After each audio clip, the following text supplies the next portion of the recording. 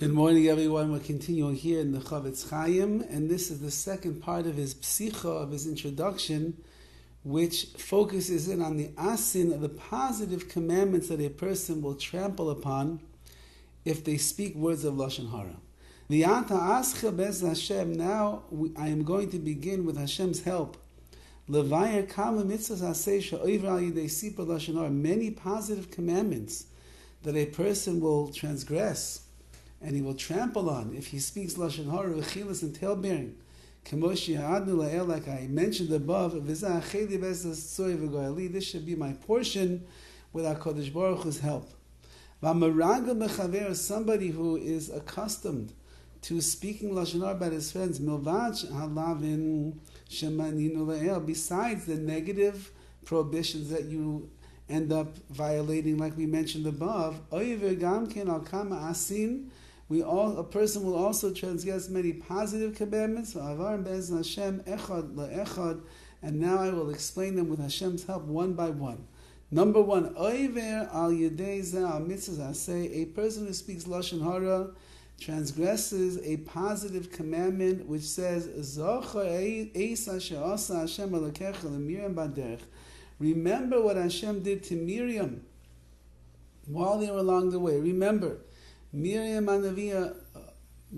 who was the sister of Moshe Rabbeinu, heard that her brother Moshe ended up separating or divorcing his wife Tzipporah because he was such a high level of prophecy. He needed to be available for HaKadosh Baruch Hu all the time to receive his nevuah, the prophecy. And being married then was going to be an issue.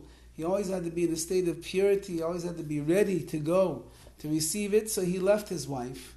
And he did it with the consent and the encouragement of HaKadosh Baruch Hu. But she spoke to her brother Aaron and she said, how's it possible that our brother Moshe Rabbeinu left his wife like that? What's going on over here? So now listen, she was punished with tsaras, with leprosy. She was quarantined for 7 days. All of Klal Yisrael had to sit around and wait for her to finish her purification process. For what? For speaking Lashon HaRa. Says the Torah, Zochar, remember what HaKadosh Baruch Hu did to Miriam. The Torah warns us,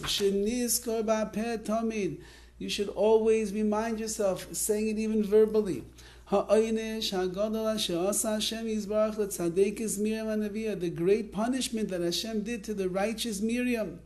She was a Neviah, she was a prophetess as well. She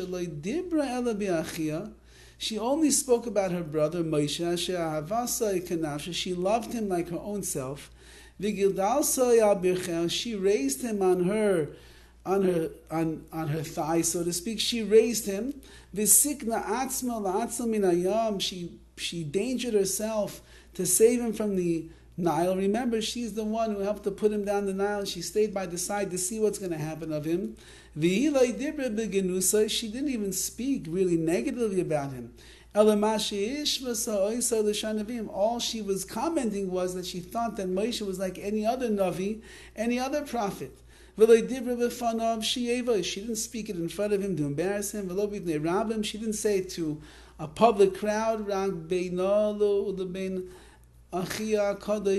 She spoke it out only between her and her holy brother Aaron privately. And Moshe Rabbeinu didn't even care what she said.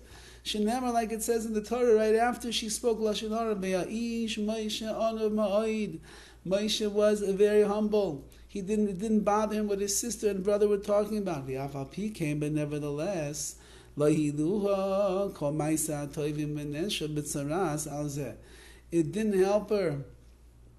All of her good deeds that she had done up until this point, and she was punished with tsaras, with leprosy. All the more so for the rest of mankind, the rest of Klal Yisrael, the foolish people. They speak many terrible things about their friends. Certainly, they are going to be punished as a result of this. And therefore, says the CHOFETZ CHAIM, you have a mitzvah to remember what Hashem did to Miriam. It's a positive commandment. When you speak Lashon HaRa, you're showing that you do not remember what HaKadosh Baruch Hu did to Miriam for the Lashon HaRa that she spoke, because obviously it doesn't bother you.